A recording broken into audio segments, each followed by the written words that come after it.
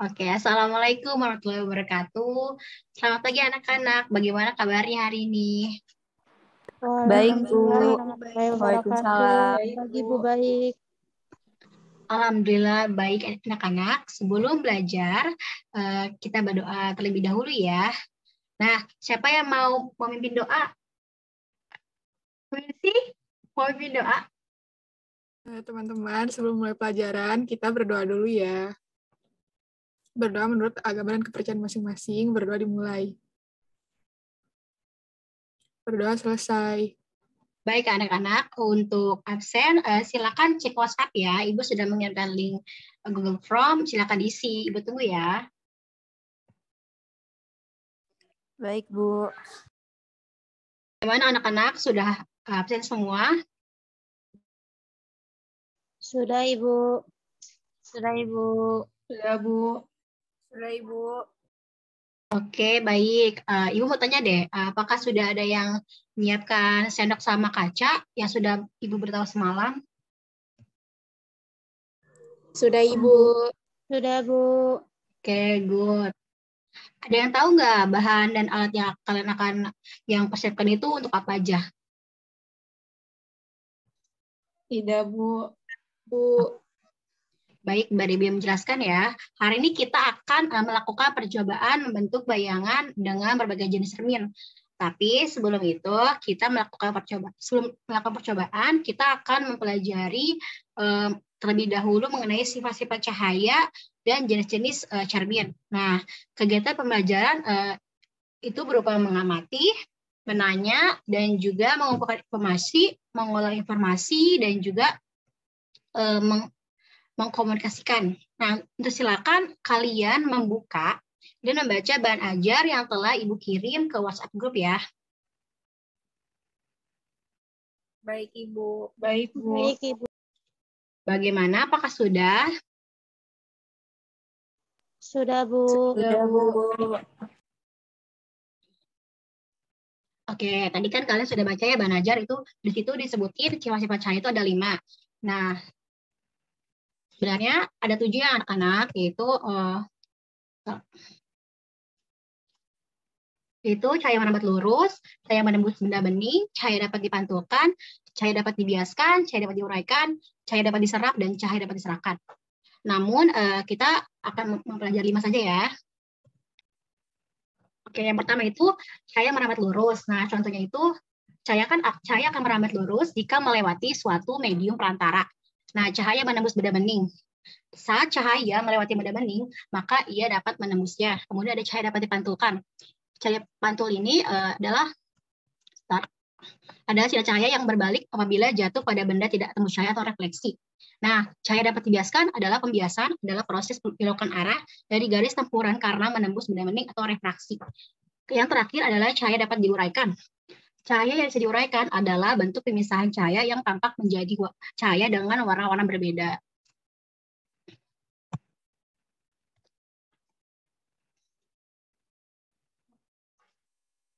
Nah, kemudian ada contohnya nih.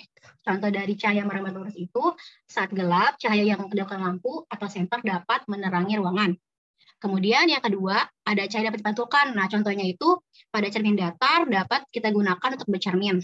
Yang ketiga, cahaya dapat dibiaskan. Nah, contohnya itu sendok yang dimasukkan ke dalam gelas bening terlihat bengkok.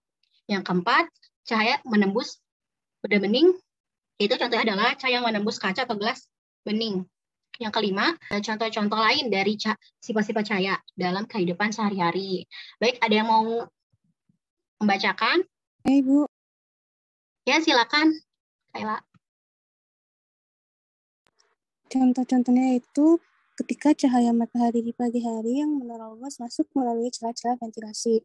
Lalu selanjutnya ada cermin cembung dapat digunakan pada lampu spion kendaraan.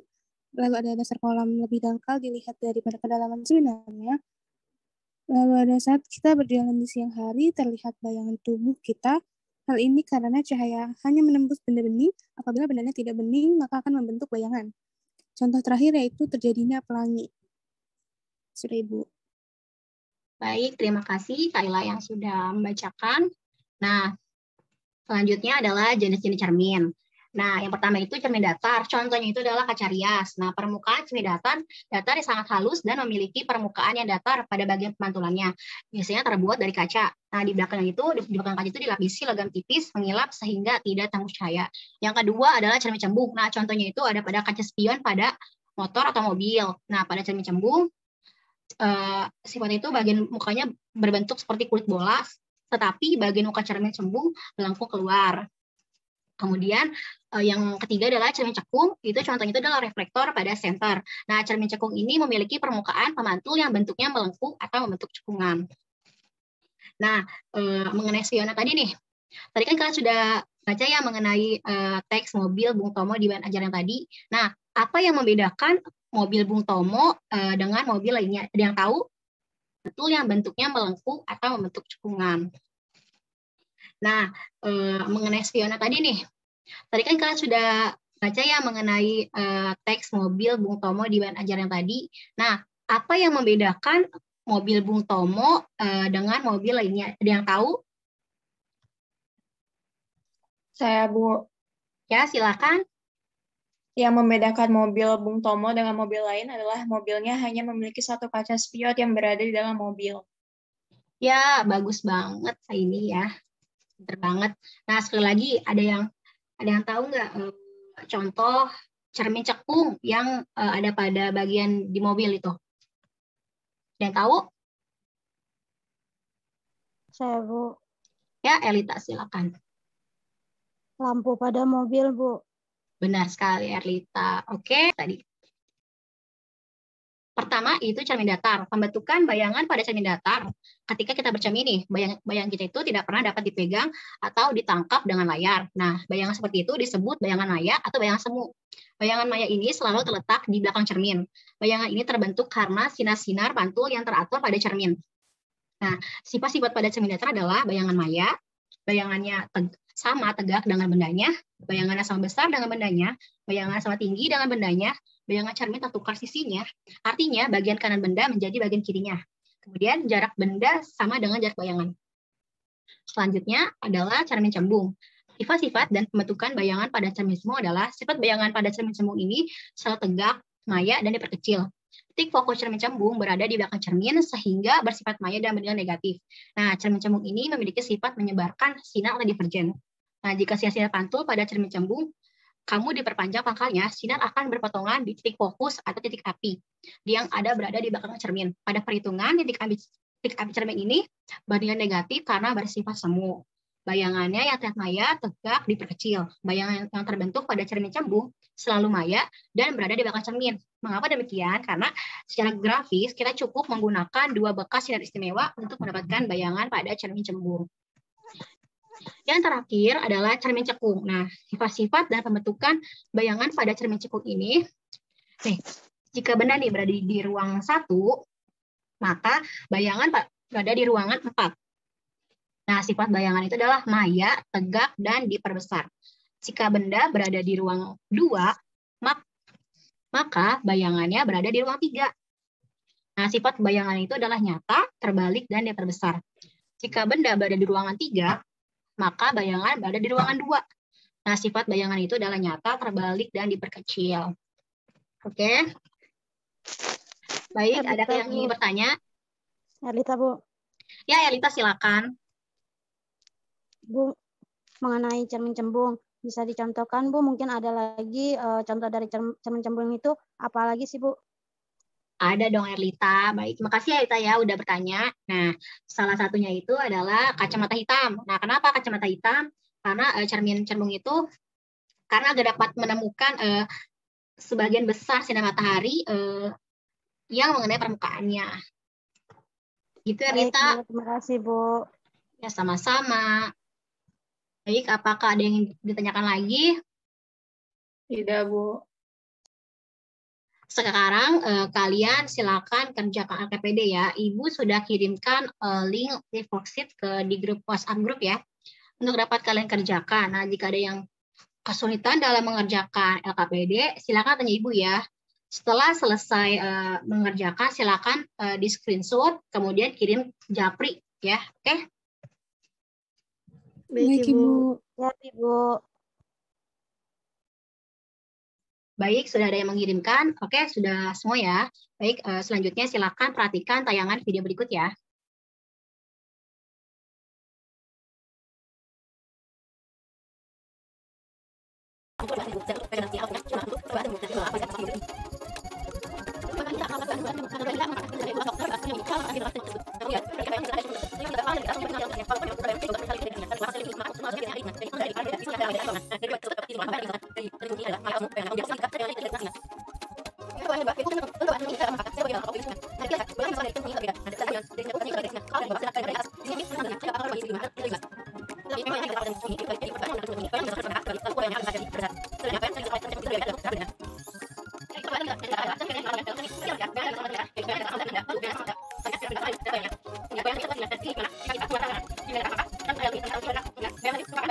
Selanjutnya, sekarang kalian melakukan percobaan ya anak-anak.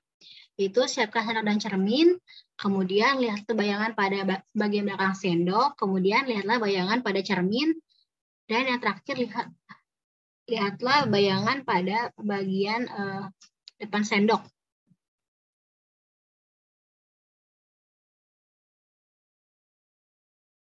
Oke, tadi itu adalah video pembelajaran mengenai jenis-jenis cermin ya. Nah, selanjutnya sekarang kalian melakukan percobaan ya anak-anak. Itu siapkan sendok dan cermin, kemudian lihat bayangan pada bagian belakang sendok, kemudian lihatlah bayangan pada cermin, dan yang terakhir lihatlah bayangan pada bagian depan sendok.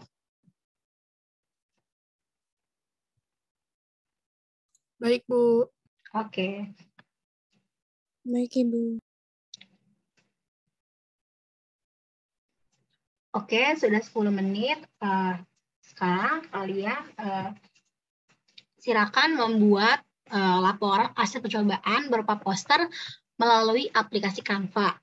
Nah, yang pertama-tama adalah catatlah setiap percobaan yang kalian lakukan mengenai sifat-sifat cermin terhadap 3 jenis cermin. Lalu tuangkan catatan tersebut ke dalam bentuk poster. Buat poster semenarik mungkin menggunakan aplikasi Canva. Kemudian kirim poster tersebut via Google Drive yang telah Ibu kirimkan ke WhatsApp group. Baik, sudah ada yang mengirimkan ke Google Drive. Oke, udah semua ya. Baik, selanjutnya Ibu mau nanya nih, apa yang dapat kalian simpulkan dari bayangan yang dihasilkan dari berbagai jenis cermin tadi? Ada yang mau simpulkan? Saya, Bu. Oke, Vita, silakan. Tadi ketika saya ngaca di kaca, bayangan saya Maya seperti yang Ibu jelasin tadi, nggak bisa disentuh. Terus tegak pokoknya sama besar.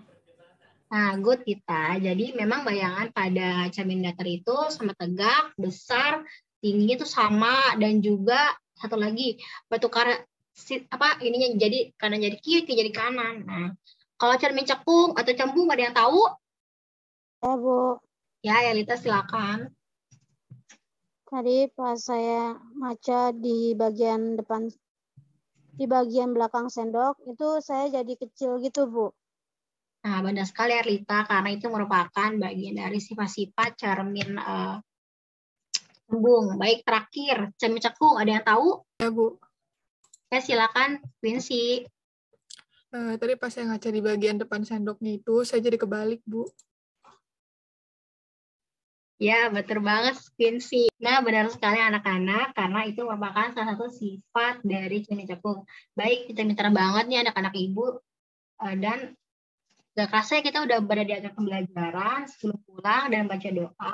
Kalian silakan ya isi soal evaluasi yang sudah Ibu kirimkan ke grup WhatsApp. Kalau ada yang kesulitan atau mau ditanyakan, silakan ditanyakan ya. Baik, Ibu. Siapa yang mau memimpin doa? Atau Quincy lagi mau memimpin doa? Baik, Bu. Sebelum mengakhiri pelajaran, alangkah baiknya kita berdoa. Berdoa dimulai. Berdoa selesai. Terima kasih anak-anak yang sudah aktif dalam bertanya atau menjawab pertanyaan. Sekian dari Ibu, kurang lebihnya mohon maaf. Wassalamualaikum warahmatullahi wabarakatuh. Waalaikumsalam warahmatullahi wabarakatuh. Terima kasih, Bu. Sama-sama, terima kasih juga yang sudah menyimak.